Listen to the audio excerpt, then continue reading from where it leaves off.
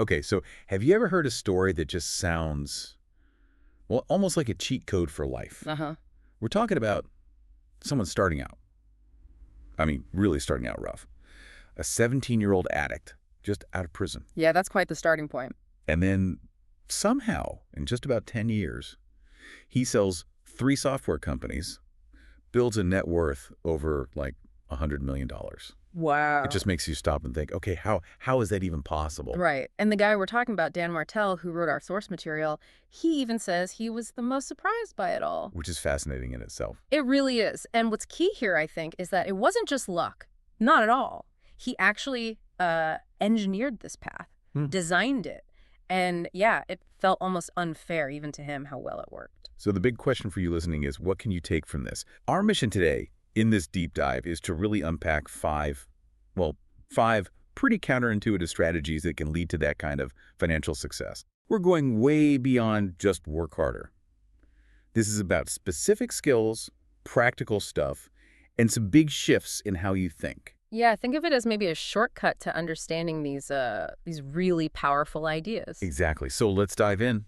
Principle number 1. It's about attracting money, not chasing it. Stop the chase, build skills that pull wealth towards you. Right. Dan talks about his first company, Spheric Technologies. You mentioned the crazy hours. Yeah, like 100 hours a week, Yeah. doing everything himself, totally stressed out. I mean, sure, he sold it for millions eventually, but But he calls that the hard way. And the contrast now is stark, isn't it? totally. He makes, what, 100 times more money working maybe half the time? It's incredible, and it's not about hours anymore. It's about becoming, as he puts it, an attractive character. Yeah. You're not running after success. You're making yourself someone success wants to find. Okay, so how? What are these valuable skills then? Well, his framework is actually pretty simple. People Yeah. pay for things that do one of 3 things for them. Save them money. Okay. Make them money. Right. Or save them time.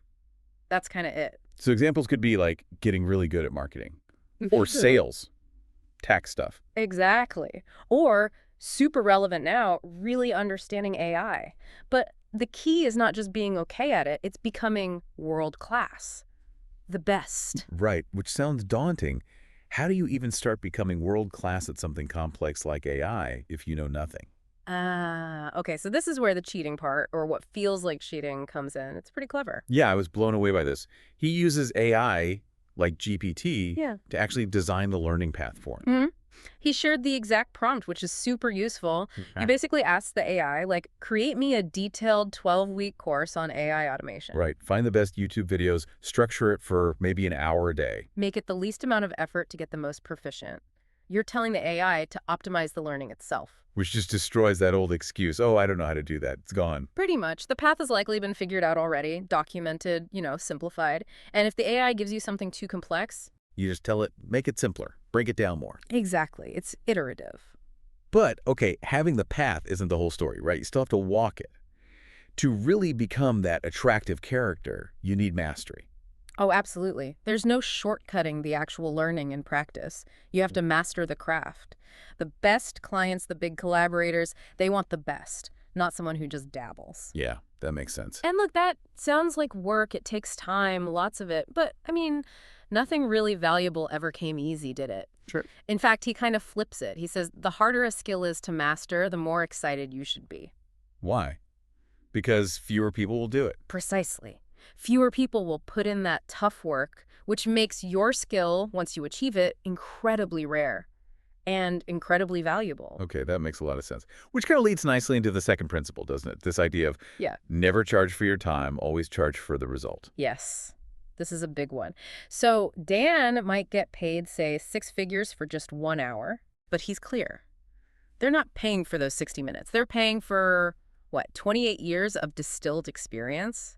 The value, the brand, the impact. The specific advice that could change their business overnight. Exactly. It's the outcome they're buying. He uses that great analogy, the electrician one. Oh, yeah, the classic. Factory machine breaks down, everything stops. The electrician comes in, looks around, taps one spot with a hammer, boom, machine works. 5 minutes. Sends a bill for $10,000. And there's like 10 grand for 5 minutes. And the electrician says, nope, it's $100 for the time, for the tap. It's $9,900 for knowing where to tap. Perfect. That nails it. You charge for the knowledge, the result. And if you think about it, charging by the hour, It actually punishes you for being good and fast. How so? Well, if you get paid hourly, what's your incentive to find a faster way or automate something? You actually make less money if you're more efficient. Huh. Yeah, you're right. Being slower means more billable hours. Yeah. That's backwards. It's a bad place to get to, as he says. Okay, so if charging for time is bad, how do you actually get people to pay for the outcome instead? What's the process? Right. First step, define a really clear, specific problem you solve. Don't be a generalist. Like, don't try to do everything for everyone. Exactly. Because then you end up being nothing great to any one person. Focus. Solve one thing incredibly well. Makes sense. What's next? Second, you need to design a process that pretty much guarantees the outcome. Guarantees. You How? think about his coaching example. He has these 5 daily non-negotiables. He says if you follow them, you will grow your business. It's built into the system. So the question to ask yourself is, If I only got paid, if my client achieved the result, how would I design this whole process? That forces you to focus on what actually works. okay, define the problem, guarantee the outcome. What's the third part? Third, you have to sell the value, not just the price tag. Value versus price. How do you define value? Isn't it subjective? It is subjective to the buyer, yes. But you, as the seller, can influence and increase that perceived value. Think about it. Value includes how much time the client saves, Okay. how fast you deliver the result, the size of the impact it has, their experience working with you. And your reputation, your brand, all that adds up. Exactly. All those things contribute to the value proposition way beyond just the cost. All right, that's super helpful. Moving on to the third big idea. Cash flow is more important than cash piles. Yes, this is crucial. He talks about the sort of cautionary tale of some early crypto millionaires. Right, they made a ton of money, huge cash piles. But then they became almost prisoners, right? Scared to spend it, maybe didn't have the underlying skills to make more if they lost it. Yeah, it wasn't sustainable. And that's the core point. He says making money can actually be kind of easy sometimes. It's keeping it and consistently generating it. That's the hard part. So true wealth isn't just having a big number in the bank once. Not really. It's having the skills and systems to consistently attract money. If you have that, even if you lost everything, you could rebuild. You have the engine. And that engine is often built on repeatable systems, right? Like subscriptions. Absolutely. Consistent, recurring revenue is incredibly powerful. He learned that way back when he was 17, building software businesses. Because that consistency lets you predict things. Exactly. You can plan hiring, plan investments, plan savings. Everything becomes more predictable, less chaotic. So you need cash flow, not just profit on paper. Explain that difference a bit more. Profit, like EBITDA. Right. EBITDA, earnings before interest, taxes, depreciation, amortization. It's a measure of profitability. But, and this is key, businesses don't usually fail because profits are low. They fail because they run out of cash. Go. You can't pay salaries or suppliers with EBITDA. You need actual spendable cash flowing in. And he mentions his billionaire mentors think this way too. Yeah. He says they think in flows, not totals. They care less about the total value of an asset and more about how much cash flow it consistently generates. So that example he gives, making $100,000 a month. Is actually more impressive in many ways than just being a millionaire. Why? Because it's repeatable. Exactly. That person is making $1 million every 10 months and they have the system to keep doing it. That's the real sign of sustainable wealth, that consistent flow. Wow. Okay. That really reframes things. Which brings us to number 4. Stop counting other people's money. Or as people say, stop counting their pockets. Just don't do it. He tells that story about the guy, Rob. Oh, yeah, that was memorable. Meets this guy, Rob, and within minutes, Rob's talking about what this influencer makes, what that CEO earns. Knows everyone else's supposed income. But had no clue about his own numbers. Couldn't say his daily, weekly, or monthly income. That's a wake-up call. His focus was totally external. Completely. And the message is so direct. You get rich by focusing on your own financials, period. Those people you might be jealous of, they were probably broke once too. Likely. But they decided to get serious about their own numbers, not worry about everyone else's. Success comes from doing the work, not just wishing or comparing. Yeah, working and doing, not wishing or hoping. And that ties into the other great metaphor he uses. Don't compare your chapter 3 to their chapter 13. Exactly. Everyone's on a different timeline, different path. What looks like overnight success usually has years of struggle behind it you don't see. So true. Okay, practically then, how do you start counting your own money? What are the steps? First, simple but powerful. Check your bank account. daily. Daily? Really? Yeah. He gets daily cash emails for his businesses, and he treats his personal finances like a business too. He says you should log in, look at the numbers, credit cards, cash, savings, get a feel for it every day. Keep your finger on the pulse. Exactly. Second, he uses weekly pillars, measures himself every Friday across 7 areas. And money is one of them. Absolutely. Rates himself 1 to 10. If the score's low, he asks himself what action he needs to take that week. It's a constant check-in and adjustment. Wow, that's disciplined for decades, he said. And third, maybe the least fun sounding, but most important. The personal P&L, profit and loss statement. Yeah. He admits it sounds super not fun, but argues that's how you actually get rich. Find a template online, plug in your income and expenses diligently each month. Really face the numbers. Count your own money. That's the core of it. Okay. That leads us to the fifth and final principle.